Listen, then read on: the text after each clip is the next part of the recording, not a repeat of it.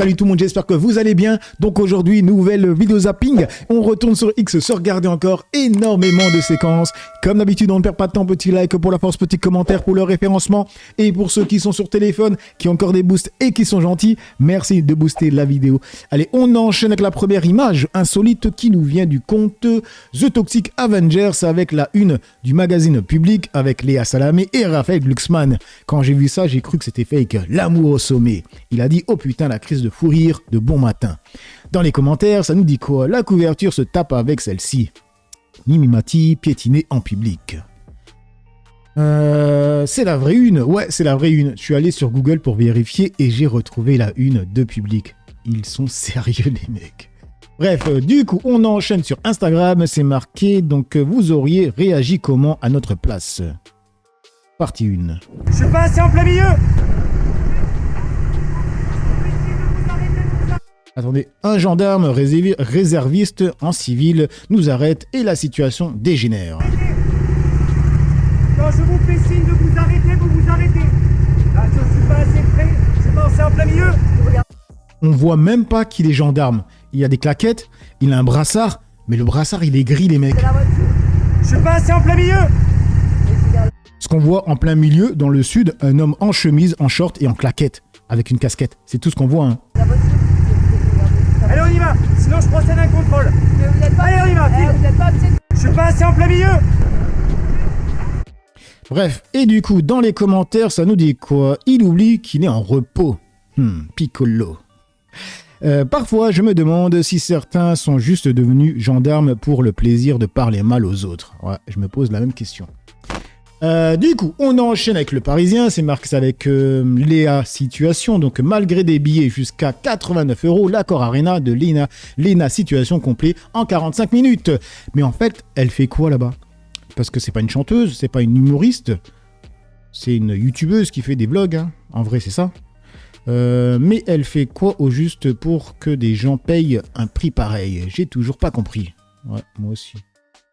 Un peu comme un spectacle d'humoriste, elle va raconter sa vie mort de rire. Peut-être qu'elle montre ses pieds. Elle-même ne sait pas, mais bon, apparemment ça fonctionne. J'espère que ceux qui ont payé ce prix seront déçus. Forcé, y a des barbières sur Twitter qui ont payé des billets. J'ai pas compris. À tous ceux qui lisent mon message et qui ont acheté un billet, laisse l'oxygène aux gens intelligents sur cette planète. S'il vous plaît, disparaissez. Et du coup, on passe sur le compte de Alerte Info qui ont tweeté « La moyenne est d'environ 8 à 13 P par jour chez un être humain. Au-delà de 20 par jour, cela peut justifier de se poser des questions sur son alimentation. » Docteur Jean-Jacques Reynaud. Quelle est la moyenne de P par jour et à partir de combien faut-il s'inquiéter? Alors, la moyenne, c'est entre 8 et 12 ou 13, et on s'inquiète à partir de 20. Au-delà de 20? Au-delà de 20, on doit se poser des questions. Mais se poser des questions ne veut pas dire s'inquiéter. Se dire finalement, est-ce qu'il n'y a pas une alimentation qui fait que je produis trop de gaz? C'est tout. Ce n'est pas un signe de maladie. Il n'y a aucun cas à aller voir le médecin en disant « J'ai 20 flatulences par jour, que faire docteur ?» Il va vous répondre « Mangez différemment ». Et que répondent les Français dans les commentaires? Et si on pète rarement car bien éduqué? Ben va falloir que ça sorte un moment ou un autre. Hein. Enlève le balai dans ton cul. C'est le Troisième Reich ici.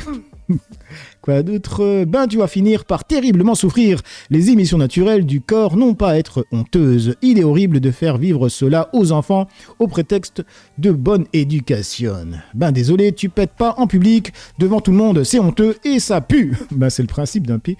À force de te retenir, forcément, t'as plus de P, c'est mathématique. Par contre, ça n'empêche pas d'aller chier comme la légende dit l'inverse. Mathématiques. Ben, si tu te retiens, ça va sortir un moment ou un autre, hein, j'ai envie de dire. Bref, du coup, on enchaîne avec le compte de Fallait voter chonchon avec un policier qui parle avec un sans-abri. Il lui dit « Vous avez un logement ?» Il lui répond « Non. Vous dormez où ?»« Dans la rue. »« Dans la rue à Saint-Raphaël ?» »« Oui. »« Ben, retour à la maison à Saint-Raphaël alors. C'est mieux. Saint-Raphaël, c'est toujours tout droit. » Et dire qu'une femme a souffert pendant 9 mois et 20 ans pour mettre au monde ce gros FDP, tu m'étonnes qu'ils votent tous RN. Y a pas l'once d'un être humain dans cette coquille. Vous avez un logement? Non. Vous dormez où? Dans la rue à Saint-Raphaël? Oui. Et ben retour à la maison à Saint-Raphaël alors, c'est mieux. Saint-Raphaël, c'est toujours tout droit.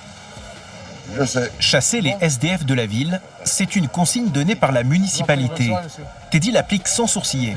Bien évidemment, c'est une ville de la Côte d'Azur, donc La misère est toujours plus belle au soleil, sauf qu'on n'a pas envie d'être peuplé par tous les SDF de la planète qui viennent s'installer à Fréjus.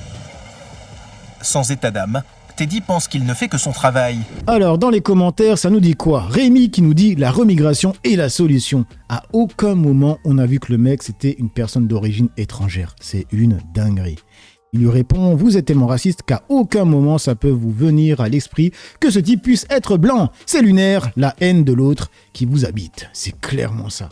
Et on passe sur le compte de Fred Le Gaulois, Union des droites, qui a tuté. 2 jeunes des Landes ont développé une application en 2 jours, 14 fois plus efficace que les applications de l'État qu'on utilise pour la détection des feux de forêt. Ils l'ont fait avec les moyens qui ne sont pas ceux de l'État et avec des contraintes qui ne sont pas celles de l'État. Je pense qu'on a beaucoup à apprendre. Quand on veut, on peut. Jean-Baptiste Kahn, président d'une section syndicale pompiers des Landes. Là, en 2 jours, les Chicanos ont réussi à mettre en place une application. Les Chicanos? Les Chicanos, c'est un groupe qui se fait appeler comme ça du côté de Lacanau. Donc c'est des jeunes gens qui habitent la région, des artisans, des sylviculteurs, enfin bref, toute la population qui a réussi à se fédérer autour de ça. Il y a 2 développeurs. En 2 jours, ils ont développé une application qui est sans euphémisme, 14 fois plus efficace que les applications étatiques qu'on utilise pour la détection des feux de forêt. Incroyable. Et ils l'ont fait avec des moyens qui ne sont pas ceux de l'État, et ils l'ont fait avec des contraintes qui ne sont pas celles de l'État. Donc je pense qu'on a beaucoup à apprendre, et que quand on veut, on peut, mais que quand on peut, on veut aussi. Et il y a cette fameuse phrase qui dit qu'effectivement, notre maison brûle, et on regarde ailleurs. Moi, je pense que c'est exactement l'inverse qui est en train de se passer. Vraiment, je me permets de contredire Chirac, à savoir que la maison brûle et on la regarde brûler. Au lieu de regarder ailleurs, c'est-à-dire au lieu de regarder ce qu'on pourrait faire, au lieu de regarder ce qu'on aurait pu faire, au lieu de regarder tout ce qui se passe ailleurs en fait, tout ce qui se passe ailleurs. Et je parle de ailleurs dans l'espace-temps, c'est-à-dire que on est spectateur. Exactement. Et c'est pour ça que j'aimerais vraiment qu'on arrive à sortir de cette charge émotionnelle qui est immense. Hein. On a quand même perdu 4 sauveteurs. Il y a des vies qui sont ravagées, qui sont détruites et qui vont mettre un paquet de temps à se reconstruire. Pour autant, on continue à jouer la carte de l'émotion et se dire ah là là, il a fait chaud, ah là là, c'est un maxi-feu. Espérons qu'il pleuve très prochainement parce qu'effectivement, face à ça, on est tenu à l'impossible opérationnel. C'est la réflexion. Alors, dans les commentaires, que disent les Français? C'est très bien, c'est juste dommage de ne pas donner le nom de l'application, justement. Est-ce qu'on lui a donné? Ça me paraît normal. Elle est la propriété des jeunes qui l'ont créée. Elle doit être brevetée, propriété intellectuelle. Ce serait trop facile de se faire piquer leur invention. Les requins sont toujours prêts. Agnès qui nous dit il a son franc-parler, il a tellement raison de le dire que l'État est une grosse baudruche, pays à rien foutre, Zemmour président, le Z. Du coup, on enchaîne avec Serfia, c'est marqué, la Russie affirme qu'un drone ukrainien s'est écrasé sur une plage très fréquentée de la mer Noire dans la région de Krasnodar, faisant 7 morts, dont 3 enfants et 40 blessés. Regardez-moi ça. Ouais.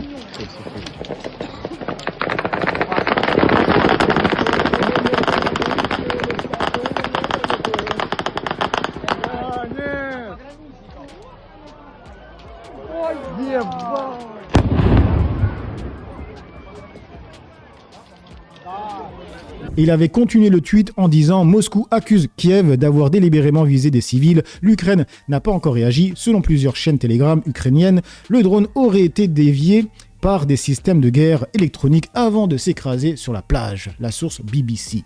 Et on passe sur le compte de Ilan Gabé, c'est à propos de Alice Cordier et de Némésis, donc c'est marqué « L'enquête sur la mort de Quentin progresse ». Et alors que les taux se resserrent autour de Némésis, Alice Cordier, contactée par les enquêteurs, a refusé de témoigner. Les autres membres de Némésis convoqués n'ont pas pris leur téléphone le jour de leur audition, privant les enquêteurs d'informations utiles sur le conseil d'un avocat selon l'un d'entre eux. Que peuvent-ils avoir caché à la police? L'enquête révèle une organisation très élaborée, le groupe composé de plusieurs activistes connus des services de renseignement disposait d'une boucle Telegram créée pour l'occasion, équipée de capuches ou de cache-cou pour éviter d'être reconnus. Les jeunes gens, pour la plupart amateurs de musculation et de sport de combat, se sont répartis en 3 groupes. Ils se sont mis en formation, selon l'expression d'un participant, lorsqu'ils ont vu les militants antifascistes avancer. L'enquête révèle même que le groupe d'extrême droite avait prévu un point de ralliement après la bataille. Place Carnot, Lyon 2e, devant la gare de Perrache. Pierre Matt B, 22 ans, un des participants et ami de Quentin, spécialement venu d'Isère pour assurer la sécurité des filles militantes de Némésis, assure qu'il était là à la demande de Némésis. La source Le Monde. Bref, du coup, on enchaîne avec PR Virginie Martin qui a dit Du jamais vu, un chercheur consultant qui change de spécialité au fil des jours. Un jour spécialité du Maroc, un jour spécialiste des feux, un jour spécialiste de l'Ukraine et les bandeaux de BFM TV qui changent au fil du temps. Regardez.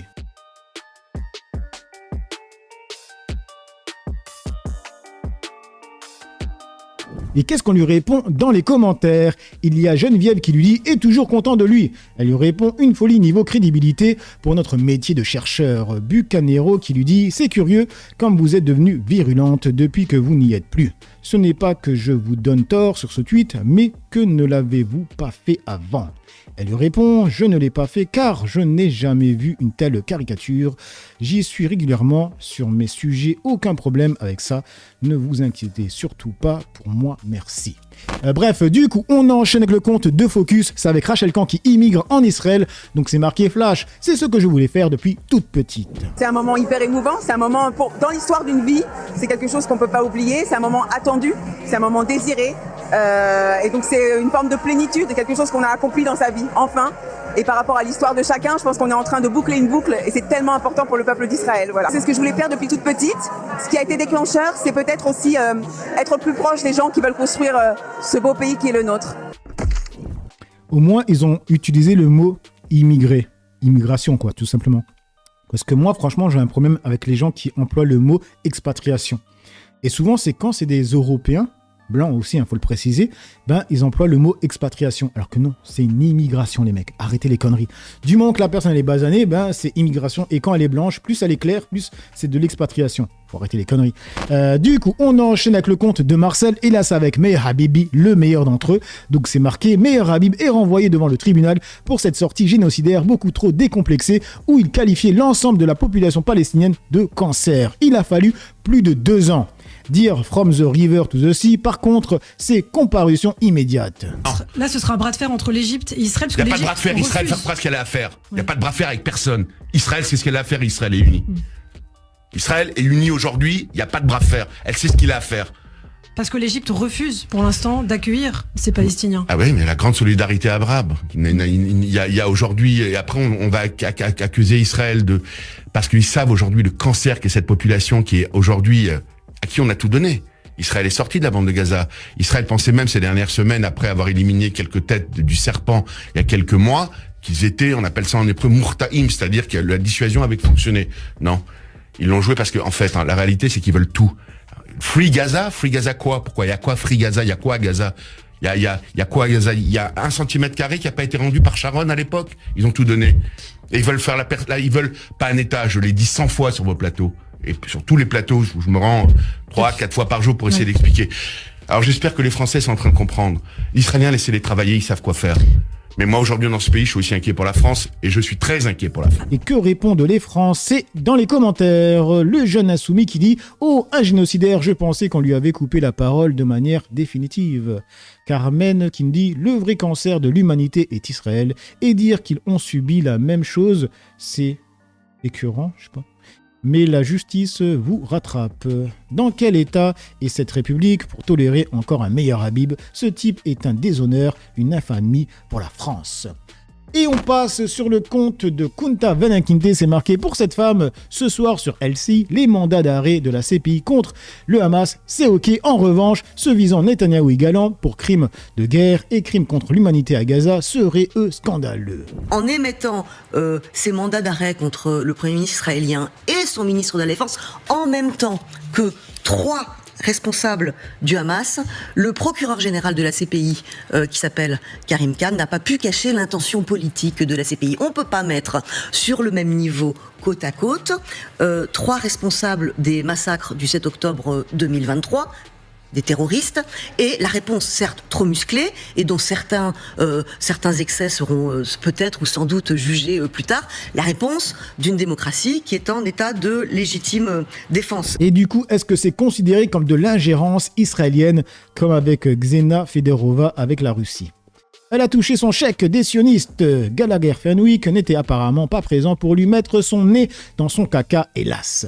Et on termine avec le compte de The News. C'est à propos de Patrick Bruel, c'est marqué depuis Tel Aviv. Sarah Guetta, coiffeuse de Patrick Bruel, affirme qu'elle comprend les souffrances des victimes qui ont porté plainte, mais estime que les Israéliens ont eux aussi connu des souffrances dont personne ne parle. Il est où le lien, les mecs? C'est une folie. Et si jamais il y avait du vrai, c'est quoi ta réaction? Tu casserais les ponts, tu romprais les ponts avec lui si toutefois il y avait des choses qui... Pas du tout. Mais alors, pas du tout. Si ça s'avère qu'il a fait quelque chose. Je suis pas dans le déni, je suis honnête, je suis authentique. C'est mon ami, je resterai auprès de lui s'il y avait quoi que ce soit. Mais je respecte les victimes, encore une fois. Encore une fois, je respecte les victimes et je comprends leurs souffrances. Mais je parle aussi des souffrances qu'on a connues, nous, ici, dans ce pays, et dont personne n'en a parlé. Alors, il est où le foutu lien? Du coup, dans les commentaires, ça nous dit quoi? Mazé qui nous dit « Dis-moi que c'est faux, donc si on va plus loin dans les propos, on nous a fait mal, donc on a le droit de faire mal. » Bref, donc voilà les amis pour cette petite vidéo zapping réaction. Dites-moi ce que vous en pensez dans l'espace commentaire, dans la joie et la bonne humeur, sans insulte comme d'habitude. N'oubliez pas le petit like pour la porte, petit commentaire pour le référencement. Moi j'ai assez parlé pour le peu que j'ai parlé à vous décrire. Ciao tout le monde.